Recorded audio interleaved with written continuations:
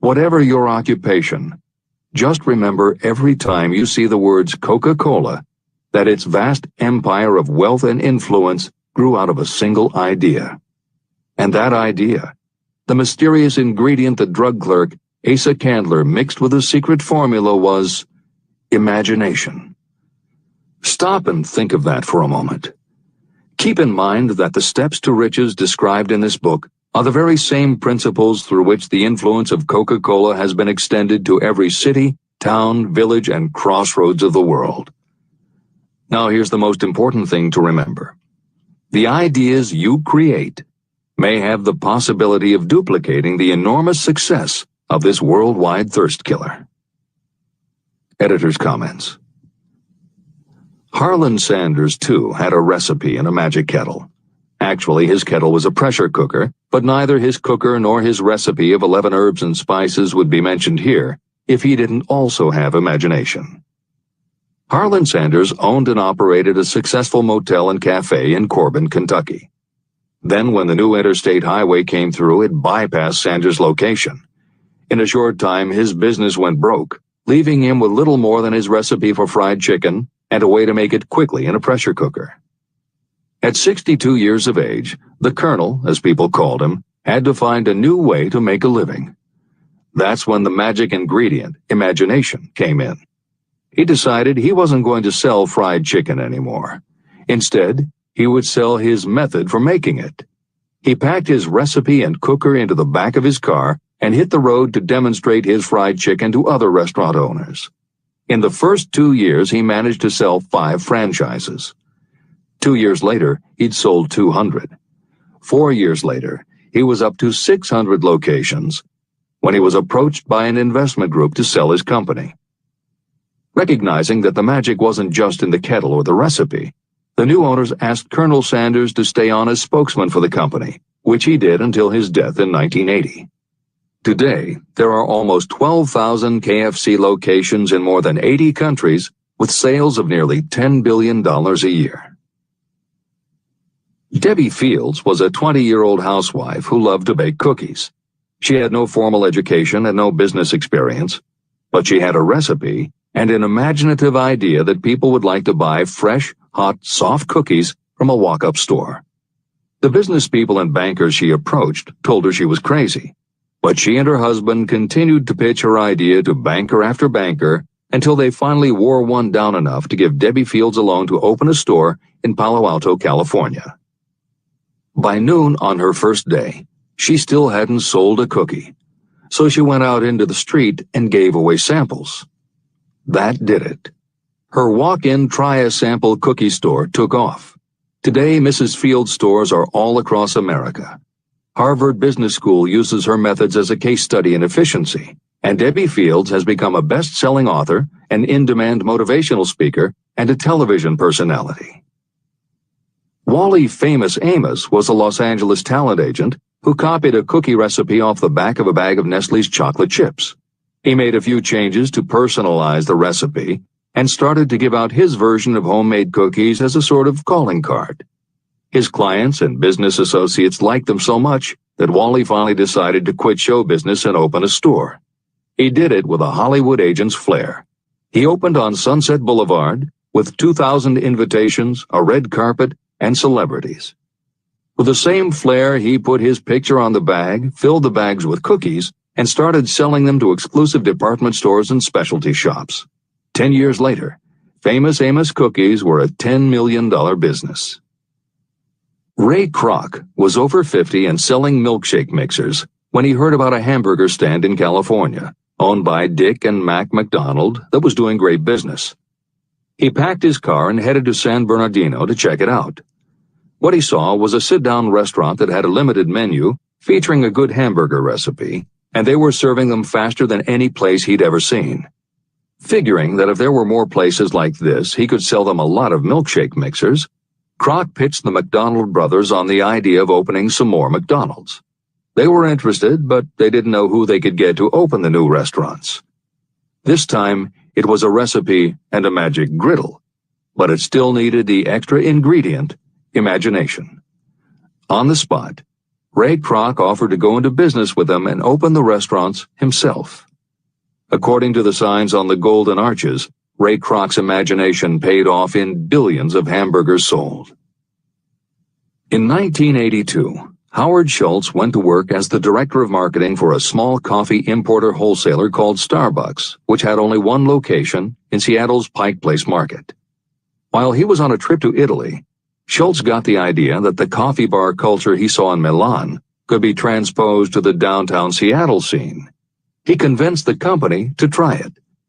His coffeehouse idea was such a success that Schultz went out and raised the money to buy the company. 5 years after he joined Starbucks, he was CEO of a company that had 17 locations. 15 years later, Schultz's coffeehouse culture was on every corner of America, and there were more than 7,000 Starbucks worldwide. As a final example of imagination, we offer Paul Newman's salad dressing. Now, it would seem that it doesn't take much imagination for a big celebrity to put his name on a product, and that's what Newman thought too. But when he and his partner, A.E. Hotchner, pitched their salad dressing idea to companies that specialize in marketing foods, nobody was interested unless they would personally put up about $1 million for the first year's operations. According to Newman and Hotchner's book, Shameless Exploitation, they found out that almost all celebrity products in the food business have been disastrous failures, and now nobody would touch them. So when it came to marketing salad dressing, even Paul Newman's big name wasn't the magic they needed. And unless they were willing to put up a ridiculous amount, money wasn't the magic either. The magic would have to be in the imaginative way that they would convince the right people to help them, and in having the perseverance to stick with it until they succeeded. And just like most everyone with an idea, they were told they were crazy to try it. They were turned down by bottling companies that wouldn't do small runs, and they were rejected by distributors who wouldn't take a chance on another celebrity product. In the end, it was one supermarket owner, Stu Leonard, who helped hook them up with the right suppliers. But even that wouldn't have been enough if Stu Leonard hadn't had enough imagination to see the possibilities and agree to put Newman's own salad dressing on the shelves in his store. 15 years later, Newman's Own Brands was a $100 million company, which gives all profits to charity. This is the end of the editor's comments. What I would do if I had $1 million. The following story proves the truth of that old saying, where there's a will, there's a way. It was told to me by that beloved educator and clergyman Frank W. Gonzalez, who began his preaching career in the Stockyards region of Chicago. While Dr. Gonzalez was going through college, he observed many defects in our educational system, defects that he believed he could correct if he were the head of a college. He made up his mind to organize a new college in which he could carry out his ideas without being handicapped by orthodox methods of education. He needed $1 million to put the project across.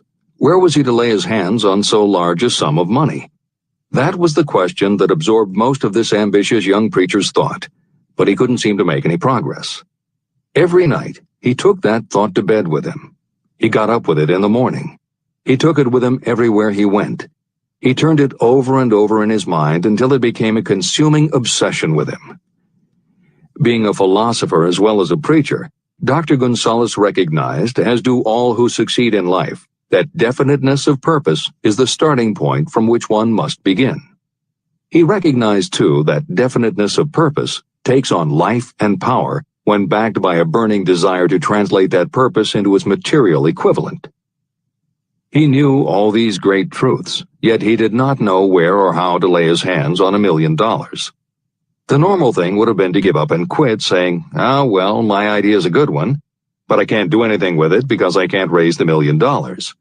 That is exactly what the majority of people would have said, but it is not what Dr. Gonzalez said. What he said, and what he did, are so important that I will now introduce him and let him speak for himself. One Saturday afternoon, I sat in my room thinking of ways and means of raising the money to carry out my plans. For nearly 2 years I had been thinking, but I had done nothing but think. The time had come for action. I made up my mind, then and there, that I would get the necessary $1 million within a week. How? I was not concerned about that. The main thing of importance was the decision to get the money within a specified time. I want to tell you that the moment I reached a definite decision to get the money within a specified time, a strange feeling of assurance came over me, such as I had never before experienced. Something inside me seemed to say, "Why didn't you reach that decision a long time ago? The money was waiting for you all the time." I called the newspapers and announced I would preach a sermon the following morning entitled, "What I Would Do If I Had $1 Million." I went to work on the sermon immediately, but I must tell you frankly that the task was not difficult because I had been preparing that sermon for almost 2 years. Long before midnight, I had finished writing the sermon. I went to bed and slept with a feeling of confidence, for I could see myself already in possession of the $1 million. Next morning, I arose early, went into the bathroom, read the sermon, then knelt on my knees and asked that my sermon might come to the attention of someone who would supply the needed money. While I was praying, I again had that feeling of assurance that the money would be forthcoming. In my excitement, I walked out without my sermon and did not discover the oversight until I was in my pulpit and about ready to begin delivering it. It was too late to go back for my notes, and what a blessing that I couldn't go back. Instead, my own subconscious mind yielded the material I needed. When I arose to begin my sermon, I closed my eyes and spoke with all my heart and soul of my dreams. I not only talked to my audience, but I fancy I talked also to God. I told what I would do with $1 million if that amount were placed in my hands. I described the plan I had in mind for organizing a great educational institution, where young people would learn to do practical things and at the same time develop their minds. When I had finished and sat down, a man slowly arose from his seat, about 3 rows from the rear, and made his way toward the pulpit. I wondered what he was going to do. He came into the pulpit, extended his hand, and said, "Reverend, I liked your sermon. I believe you can do everything you said you would if you had $1 million. To prove that I believe in you and your sermon, if you will come to my office tomorrow morning, I will give you the $1 million. My name is Philip D. Armour." Young Gonzalez went to Mr. Armour's office, and the $1 million was presented to him.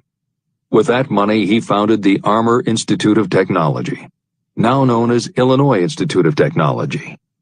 The $1 million that launched the Armour Institute came as the result of an idea. Behind the idea was a desire that young Gonzalez had been nursing in his mind for almost 2 years. Observe this important fact. He got the money within 36 hours after he reached a definite decision in his own mind to get it and decided upon a definite plan for getting it. There was nothing new or unique about young Gonzalez vaguely thinking about $1 million and weakly hoping for it. Others have had similar thoughts. But there was something very unique and different about the decision he reached on that memorable Saturday, when he put vagueness into the background and definitely said, "I will get that money within a week." The principle through which Dr. Gonzalez got his $1 million is still alive. It is available to you. This universal law is as workable today as it was when the young preacher made use of it so successfully. Editor's comments. The Armour Institute of Technology opened in 1893, offering courses in engineering, chemistry, architecture, and library science, and in 1940 became the Illinois Institute of Technology when the Armour Institute merged with the Lewis Institute, a Chicago college that had opened in 1895 and offered liberal arts as well as science and engineering courses.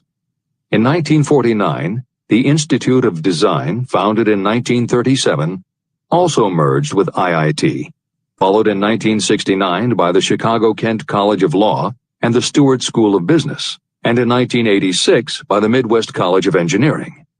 Today there are several campuses in downtown Chicago. IIT has been called the alma mater of accomplishments. This is the end of the editor's comment. How to transmute ideas into cash. Asa Candler and Dr. Frank Gonzalez had one characteristic in common. Both knew the astounding truth that ideas can be transmuted into cash through the power of definite purpose plus definite plans. If you are one of those who believe that hard work and honesty alone will bring riches, you can forget it. It is not true. Riches, when they come in huge quantities, are never the result of hard work alone. Riches come, if they come at all, in response to definite demands based upon the application of definite principles, and not by chance or luck. Generally speaking, an idea is a thought that prompts you to action because it appeals to your imagination. All master salespeople know that ideas can be sold where merchandise cannot. Ordinary salespeople do not know this. That is why they are ordinary. A publisher of low-priced books made a discovery that has been worth much to publishers. He learned that many people buy titles and not the contents of books. By merely changing the name of one book that was not moving, his sales of that book jumped upward more than 1 million copies. The inside of the book was not changed in any way. He merely ripped off the cover and put on a new cover with a title that had box office appeal. That, as simple as it may seem, was an idea. It was imagination. Editor's comment. For those readers who think that replacing the cover of a book is just too simple, or that they couldn't do it anyway because they're not book publishers, the editors would point out that if you had had that simple idea before the publisher did, he probably would have been glad to sell you those failed books at pennies on the dollar. Then you could have been the one to change the cover, and suddenly you would have been the publisher of a bestseller. However, the idea of replacing the covers wouldn't have meant a thing if you didn't also have ideas about how to market and promote that flashy new cover. And that is Hill's point. Coca-Cola was a recipe, a creative idea. But it would have stayed just a recipe if Asa Candler hadn't also had other creative ideas to market it and the faith in himself to carry through on those ideas. Spence Silver was a chemist working for 3M when, by accident, he created a glue that wasn't very sticky. Needless to say, 3M was not much interested in glue that didn't stick, and Silver's invention was shelved as a failure. But Silver liked his glue. So for 5 years he kept demonstrating it to anyone who would listen. Nobody did, until Arthur Fry, who worked in the tape division at 3M, found that when he was at choir practice, he kept losing his place in the hymnal because the pieces of paper he used to mark his place slipped down or fell out of the book. A little of Silver's not very sticky glue on the slips of paper, and they stayed where he wanted them, then peeled off easily when he was done. That was the eureka moment. They had just invented the world's best bookmark, Post-its. But that's not the end of the story, or the end of the imaginative ideas that were needed to make Post-its happen. Fry would also need perseverance. First, he had to convince the engineers to solve production problems, and to do it, he knocked a hole in his basement wall so he could install a prototype of the production equipment. He stuck with it, and finally, 2 years later, 3M gave the project to their marketing department. The marketing experts put together ads and brochures selling this sticky notepad idea and rolled it out in a 4-city test. The results were a disaster. Nobody got it, so nobody bought it. Who would pay money for scratch paper? The Post-it project was about to be scrapped when Jeffrey Nicholson and Joseph Ramey added their imaginations. Like Silver and Fry, Nicholson and Ramey had faith in the idea because they saw how people in their office fell in love with these little sticky pieces of paper once they started working with them. So Nicholson and Ramey went to Richmond, Virginia, one of the 4 test cities that had failed, and they went up and down the business district, going into offices and giving pads of Post-its to receptionists, secretaries, and anyone else who would listen. Whereas 3M's conventional marketing machinery had failed, giving Post-its to the people who would actually use them did the trick. Once those Richmond office workers started to use Post-its, it didn't seem like a bad idea at all to pay for scratch paper. They got it, and they bought it. The Richmond test turned from failure to success, and soon Post-its were sticking to everything around the world. Here's another simple idea that imagination turned into success. The story began with a man whose problem was just the opposite of Spence Silver's. This man had something that stuck too well. George de Mestral was a Swiss mountaineer who went hunting one day with his dog. But when they got home, they were both covered with burrs. The burrs were so difficult to remove that de Mestral put them under a magnifying glass to learn why. He saw that they were covered with tiny hooks which attached themselves to fur and fabric. That was when the flash hit. If burrs stuck where you didn't want them, why couldn't you put tiny hooks on things so they would stick where you did want them? Like everyone else mentioned in this book, de Mestral had an imaginative idea, but that was just the beginning.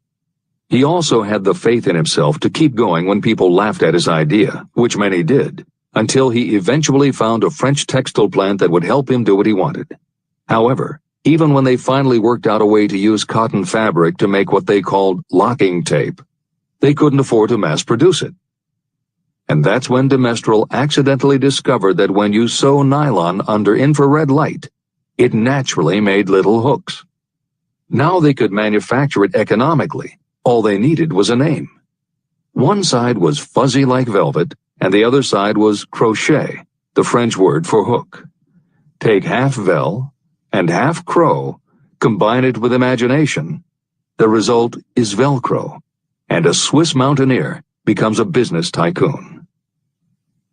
The Sony Corporation once tried to make a very small stereo tape recorder that would work with standard-size cassettes, but they couldn't do it. They could make a small playback machine, but at the time the electronics needed to also make it a recording machine just couldn't be made small enough. They concluded that the design was a failure. Then one day, Sony's honorary chairman, Masaru Ibuka, walked into the laboratory and saw that a few of the engineers were using the prototypes of the failed tape recorder to listen to music tapes.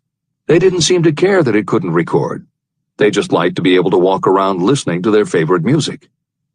Then came the imaginative idea that made all the difference. Ibuka remembered that another division was working on lightweight headphones. That was the flash.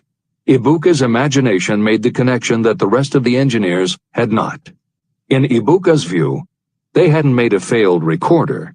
They had created a successful private stereo listener. They added the headphones, named it the Walkman, and it revolutionized both the music business and the electronics industry. Clarence Saunders was a grocery clerk in a small southern retail store. One day he was standing with a tray in his hands waiting his turn in a cafeteria.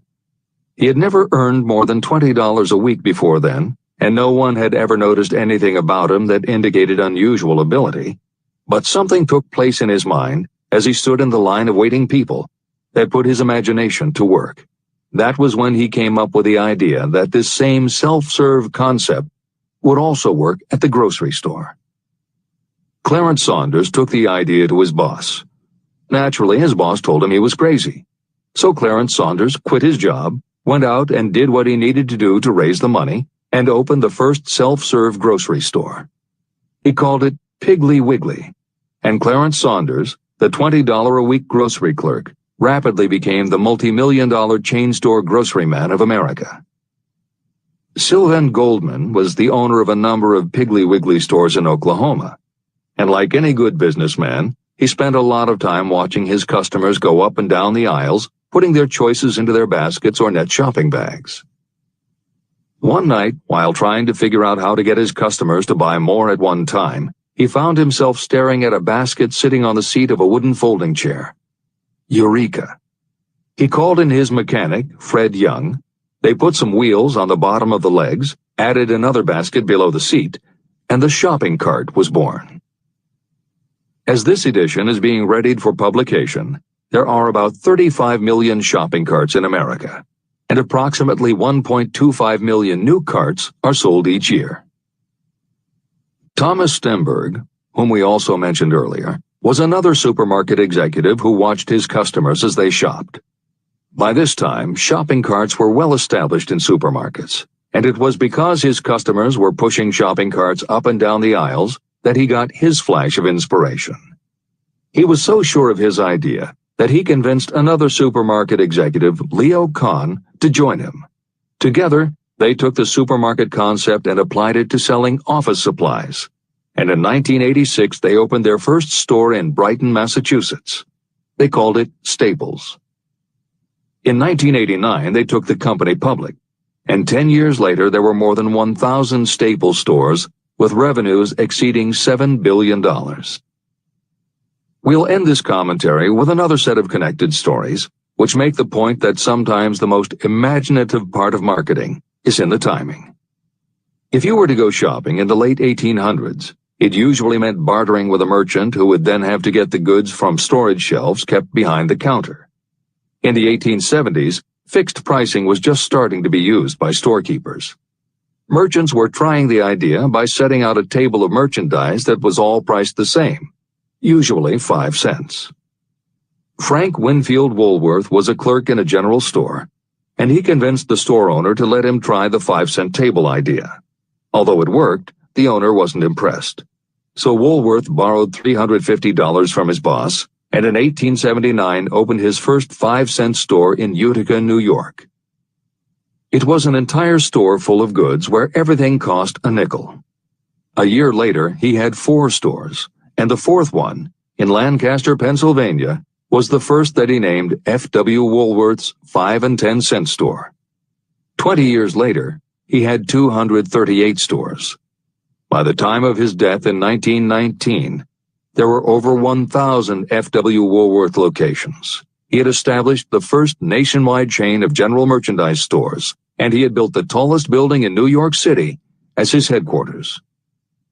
The Woolworth Company stayed true to the original idea and didn't carry any merchandise that cost more than a dime until 1932, when the top price was raised to 20 cents. But as times changed, the fixed price was dropped, the merchandise became more varied, and the company kept growing until it had over 8,000 stores worldwide, selling everything from notions to appliances and furniture. Then in the 1960s and 1970s, something started to happen. The mood of America was changing, but the Woolworth stores weren't. And that was when Sam Walton opened the first Walmart in Rogers, Arkansas, in 1962. Walton got into the retail business after the Second World War, when his father-in-law loaned him the money to buy a franchise Butler Brothers store in Bentonville, Arkansas. By 1962, Sam and his brother Bud owned 16 variety stores in Arkansas, Missouri, and Kansas. It was in these stores that Sam Walton first started adding the magic ingredient of imagination. In addition to his flair for promotion, Sam tried new approaches to the way household goods and general merchandise could be sold at retail. He insisted on clean, well-lighted interiors, and he introduced the concept of self-service, with aisles wide enough for shopping carts and checkout counters at the front of the store. He also started buying direct from manufacturers.